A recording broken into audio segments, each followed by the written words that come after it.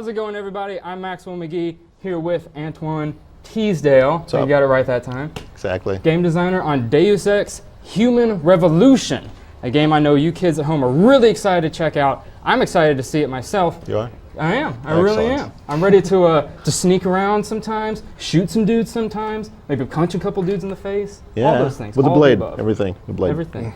So Awesome. what are we going to be checking out here today? Okay, well, right now we're checking something that happens a few hours into the game. It takes place in Detroit, and basically you sort of come up with your boss has a problem with a transmission. Something is blocking. You can't talk to anyone. There's like a firewall thing going on. So you're sent to investigate. You know approximately where it is, so you just need to go through the motions and actually figure out what's going on and how to deactivate it.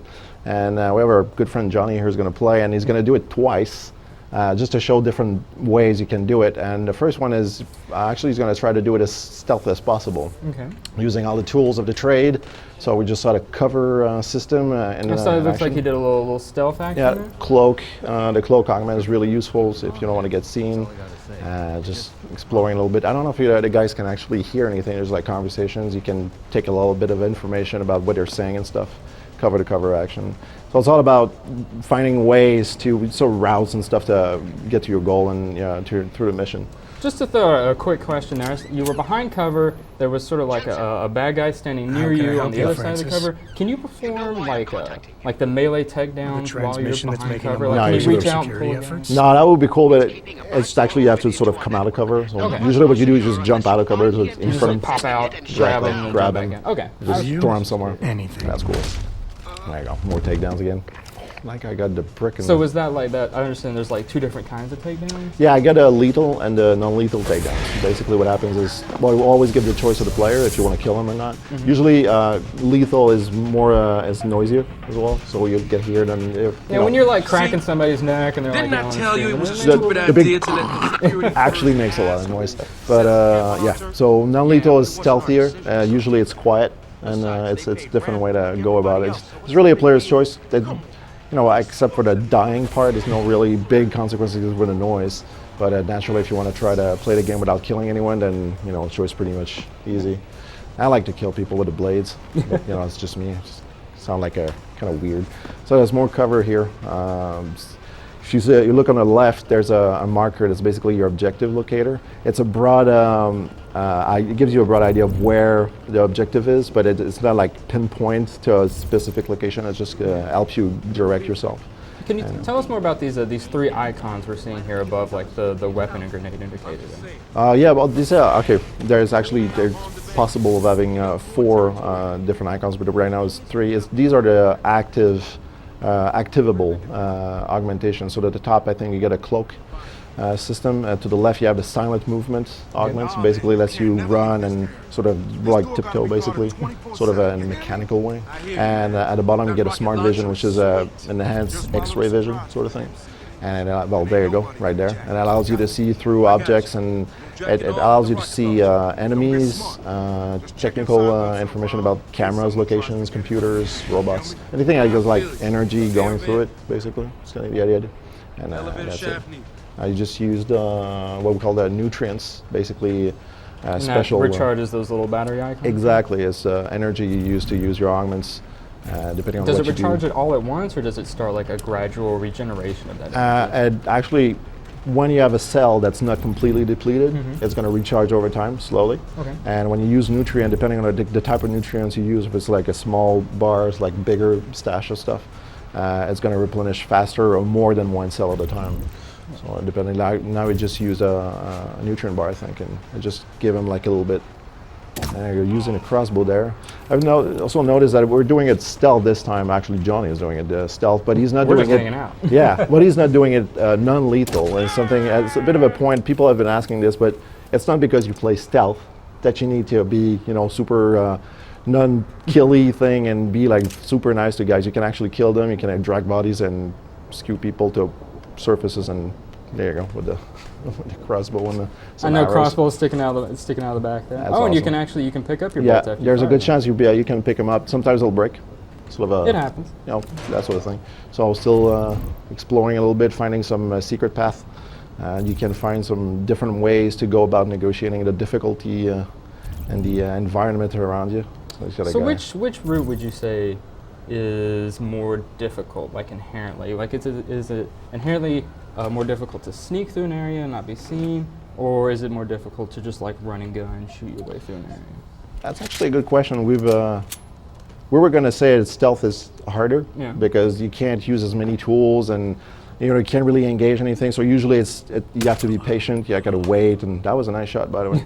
But we've noticed that the game is, to a certain degree, it's kind of hard just for combat. So it really depends on the type of player that's playing. But personally, I think stealth is a little harder because you have to be very, very patient. And if you screw up once, you're really in trouble. Whereas in combat, if you sort of go into combat and you take a lot of damage, you can always retreat. You can fall back. Exactly, you're still in combat. So it's. I mean, all the enemies are freaked out, but that happens. That poor, he's having some trouble. Yeah, okay. So he just wanted to watch television. Yeah, I had some good comments about television too. Almost no cable. I know. But yeah, to answer your question, that's pretty much it. I think stealth is a little harder, but I think combat for people. Oh, took a tumble. You died. It happens to the best of us. That's awesome. So about in terms of like combat, what is the word? Lethality? Is that a word? How lethal is the combat in Deus Ex Human? For the player or for the enemies? For the player. Like if I go into a firefight. Well, the idea is if you go into a firefight, you need to be ready. Okay. If you just go gun blazing with a pistol, well, you got a pistol.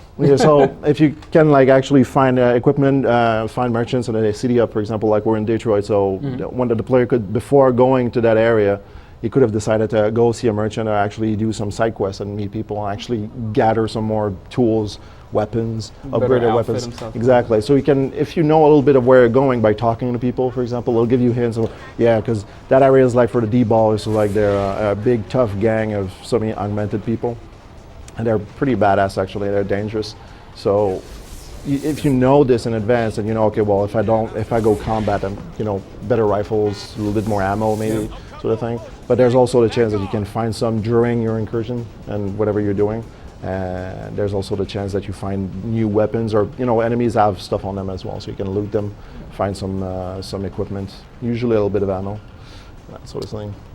Something we talked about just a little bit earlier that I wanted to go back and revisit. You mentioned while the game was in development, you guys were actually toying around with the idea of having a percentage-based sort of damage mitigation system in the game. We tried a whole lot of different ways. We had plenty of time, like 4 years. But the problem with the percentage is it's really RPG-centric. And the example I was giving you is, you try to be more resistant to a grenade to a certain extent, but then the grenade lands on your feet and it explodes and you don't really get anything. You're like, you just sort of dust yourself off. Like that makes no sense. You're like, it's not like you have force fields and stuff like Star Trek, and so it didn't really work that well. So we went more of an armor class system. It's all under the hood, but depending on the characters, if they're augmented or not, if they have, it seems like they have like big platings, or if it sort of gives an end. If they have a helmet, for example, if they have a helmet, you try a headshot. Well, he's got a helmet, so you get more than one bullet to get him, except with like the sniper rifle or maybe the crossbow. Skew you in the wall. Just pop it right through there. But Johnny now is he totally wrecked that dude's face. Yeah, and he came back to life, and he's back with a vengeance this time. Yeah, and you see that he's trying a different approach now, because last time it didn't go so well. So now he's in, I think we're in sewers. There's still some guys there, but it's different, and they're it's really CQB style, so very close quarters.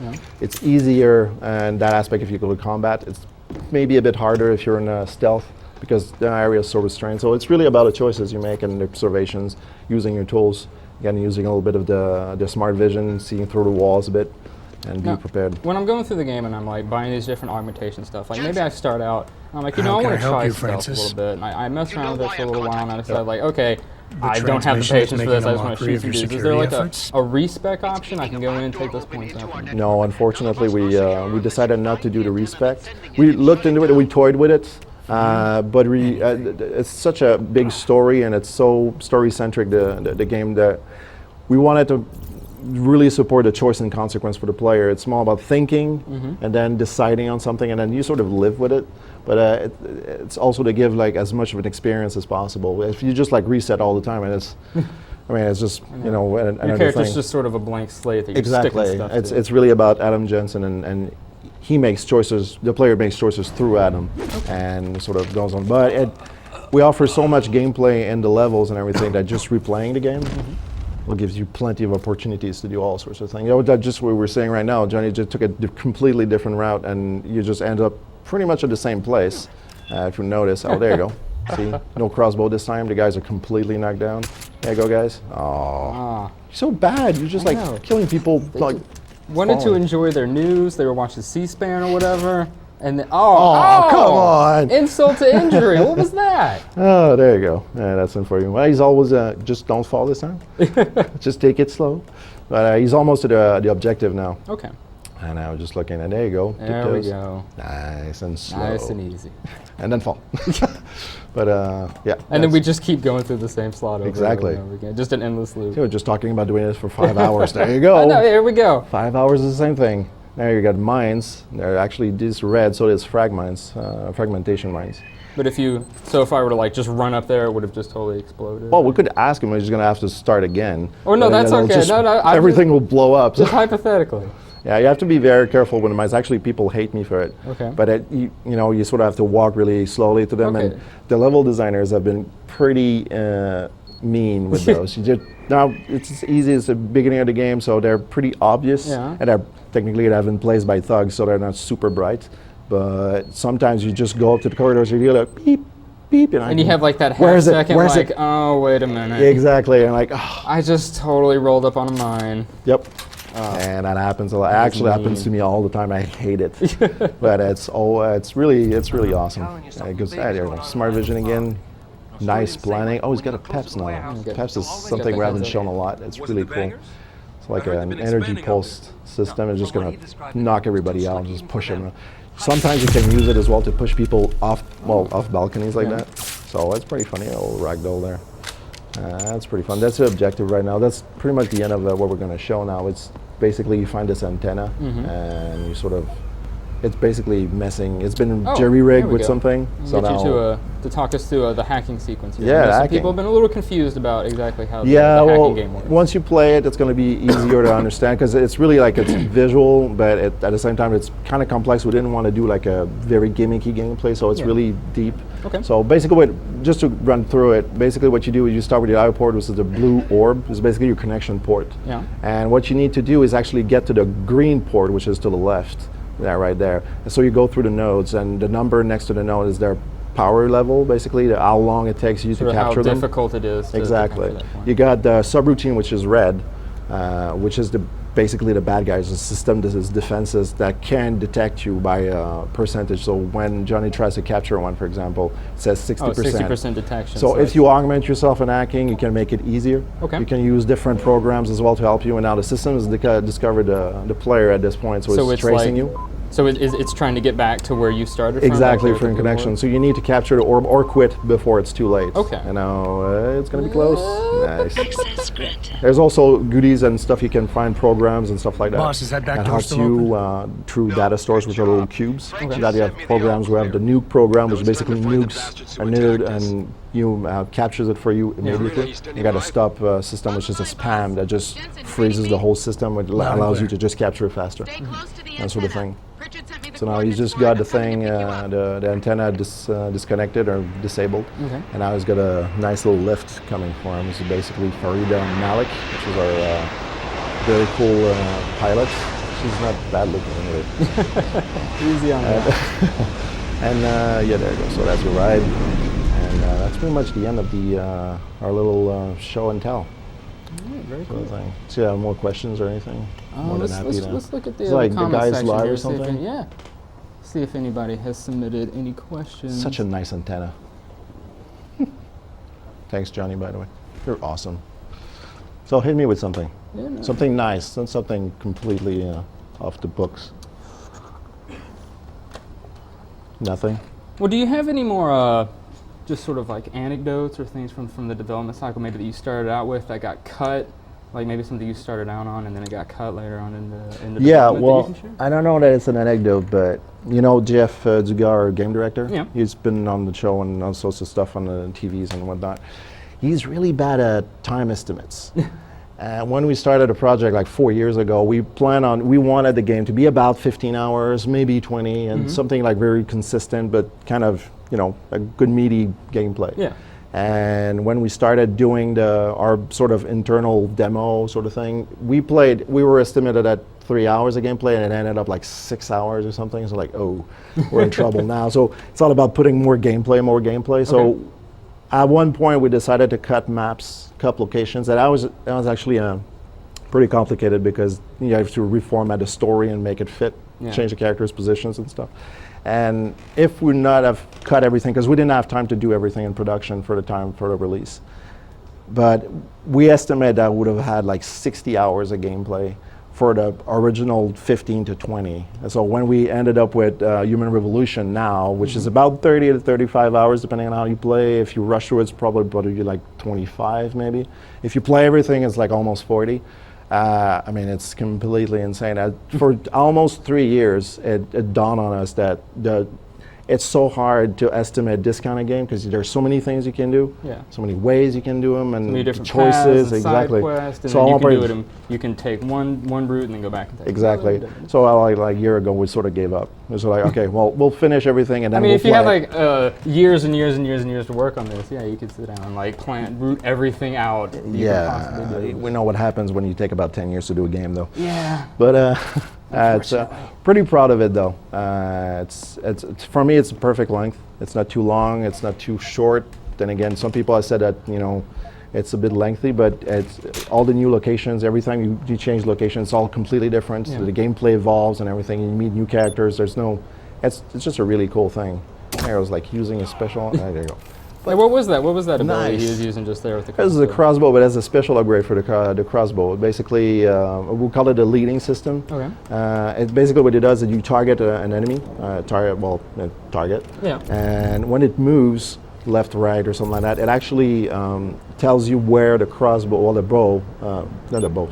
arrow is going to land because there's a delay. It's ballistics. It actually falls down a bit. So if the guy is moving, it'll sort of lead onto where you have to shoot, so that when the guy gets there, it lines up when exactly. he moves. So we use that system for the crossbow and for the tranquilizer rifle, which is a non-lethal version of a long-distance stealth weapon, let's say. And now Johnny is just having way too much fun. I know, he's just over here popping. See, he's got a little target flashing. This is where the arrow needs to be, I got and you. there you go. So once I finished the campaign with my character, is there sort of like perhaps a new game plus sort of option where I can take my character that I've augmented and tricked out and bring him back in? No, due to the story, we didn't want to just mess around with things. So it's more about try it one way, and then you really feel like it, you can always play it again and try completely different options. Okay.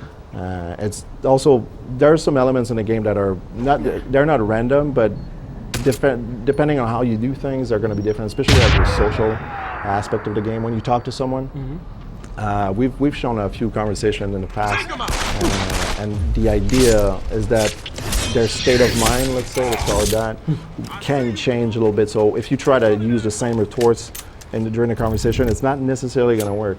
It's like, I'm just going to assault him, like just be very mean to him twice and then do something very passive after. Not necessarily going to work. You have to listen to what he's saying. We have like 4 to 5 different ways for the same answer. And just we change words and stuff. So the characters have really emotions and stuff. They really need to sort of listen and adapt to the situation, which is another big part of the game. You adapt and change, and you be on the lookout for new possibilities. So that's another thing. If you replay the game, you get different results, and it's interesting.